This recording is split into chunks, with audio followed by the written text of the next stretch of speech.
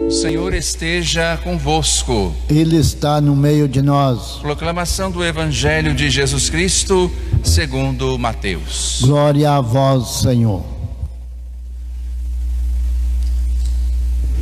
Naquele tempo disse Jesus aos seus discípulos: nem todo aquele que me diz Senhor, Senhor, entrará no reino dos céus, mas o que põe em prática a vontade de meu Pai que está nos céus.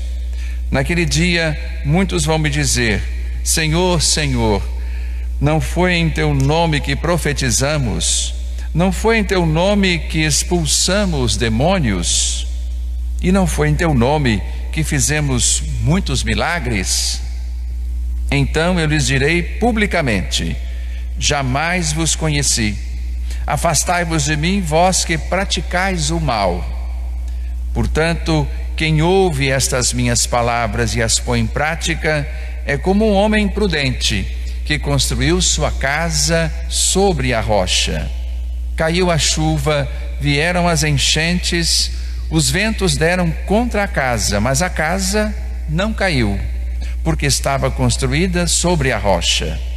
Por outro lado, quem ouve estas minhas palavras e não as põe em prática é como um homem sem juízo que construiu sua casa sobre a areia. Caiu a chuva, vieram as enchentes, os ventos sopraram e deram contra a casa, e a casa caiu, e a sua ruína foi completa. Quando Jesus acabou de dizer estas palavras, as multidões ficaram admiradas com seu ensinamento. De fato, ele as ensinava como quem tem autoridade, e não como os mestres da lei. Palavra da salvação. Glória a vós, Senhor.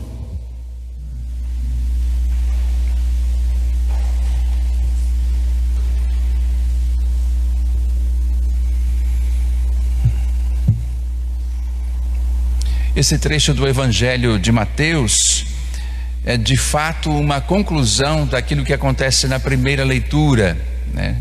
Estamos vendo nessa semana, no livro dos Reis, a desobediência do povo ou a falta de compromisso e fidelidade com Deus. Isso leva, né, a um distanciamento de Deus. Não porque Deus distanciasse do povo, mas porque o povo, né, com a sua prática do mal, né, com a prática do mal, seguindo os preceitos do mal, vai se distanciando de Deus, vai se tornando cada vez mais longe. E quando nós ultrapassamos aqueles sinais, né? Às vezes tem alguns sinais, ou na praia, ou no rio, né? Proibido passar daqui, né? Proibido passar desse lugar, desse sinal.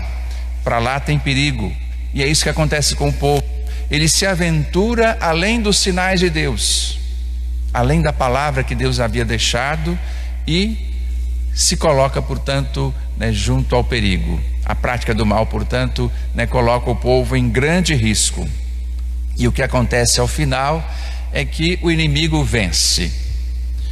O inimigo aqui representado pelo rei Nabucodonosor, rei da Babilônia, que tem 8 anos de reinado, né? No 8º ano do seu reinado, ele mesmo pessoalmente, né, vai à frente dos seus para tomar Jerusalém. Jerusalém tem como líder um rapaz de 18 anos que está há 3 meses no poder. O que significa isso? O povo não tem quem o conduza nesse momento, porque o rei está cedendo ainda mais ao mal que o seu pai praticava. Ele continua a saga da maldade praticada pelo pai. E agora, né, o preço que ele paga é a perca do seu reino. Jerusalém é invadida, e o que acontece? Em detalhes, né, a leitura conta e descreve que todos são levados para a Babilônia.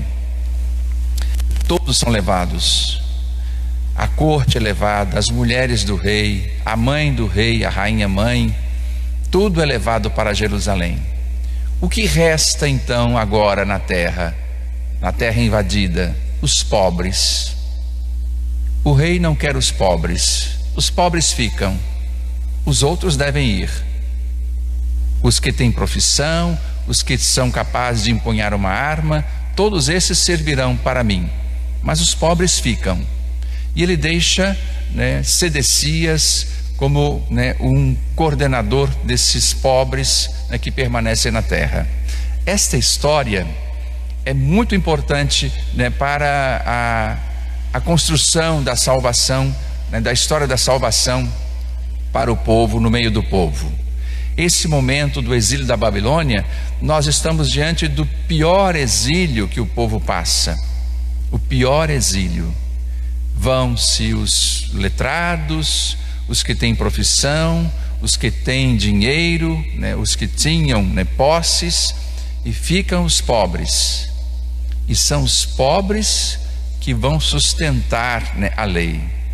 São os pobres, que vão fazer valer, e honrar a palavra de Deus.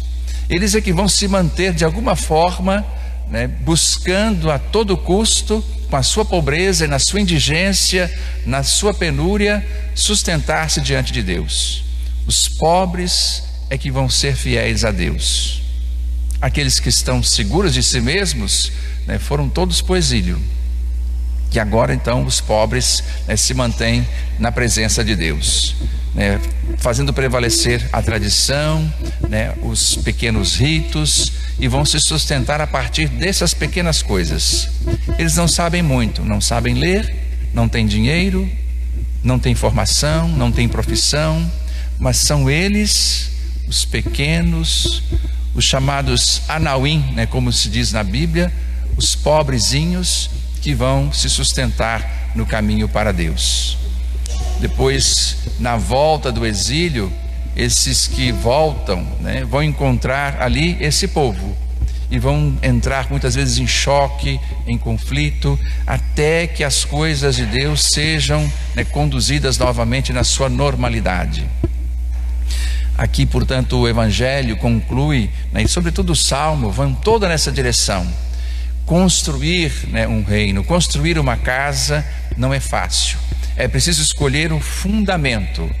Primeira coisa, sobre qual fundamento nós queremos construir? A igreja sempre deve voltar a essa leitura com esse pensamento. Construir a comunidade, elevar a comunidade, sobre qual fundamento? Só existe um fundamento, não há outro, que é Deus. Ele é a pedra principal. Isso se diz do próprio Jesus. Rejeitaram a pedra principal, por isso a casa cai, ela não se sustenta. Se nós prescindimos de Deus, esta casa está fadada a cair, porque mesmo sobre aquela que é construída sobre a rocha, nós veremos as tempestades, os ventos fortes, as dificuldades. Quer dizer que em uma situação e outra, naquela do homem com juízo e naquela do homem sem juízo, a situação não muda, as intempéries são presentes. A casa vai sofrer do mesmo jeito, mas há uma diferença. Aquela construída sobre Deus, sobre a pedra firme, essa se sustenta. Os pobres, esses se sustentam, porque precisam de Deus, porque estão focados em buscar a Deus. Aqueles que construíram sobre a areia, imprudentes, esses vão ver a casa ruir e a sua ruína será completa. São dois caminhos, o caminho do mal e o caminho do bem. É preciso que nós cada dia renovemos a nossa escolha, e essa escolha se faz mediante um compromisso de vida pessoal. Primeiro pessoalmente, para que convictos pessoalmente nós avancemos em comum, em comunidade, em família. É preciso construir sobre a rocha. É preciso decidir, definir que Deus é o nosso apoio, é o nosso esteio, é Ele que nos sustenta. Tudo mais nos vem por acréscimo. Essa confiança é que nos vai garantir a vitória sobre os nossos inimigos pessoais. Muitas vezes somos inimigos de nós mesmos, muitas vezes nos desviamos a nós mesmos do caminho que devemos seguir, e é preciso, portanto, fazer essa opção cada dia dar-se a oportunidade de acertar, de escolher o caminho certo e de construir, né, aquilo que Deus quer, né, na vida de cada um de nós, na vida dos irmãos. Vamos pedir essa força, né? Qual é o cimento que nós vamos usar? Quais são os materiais que nós vamos usar?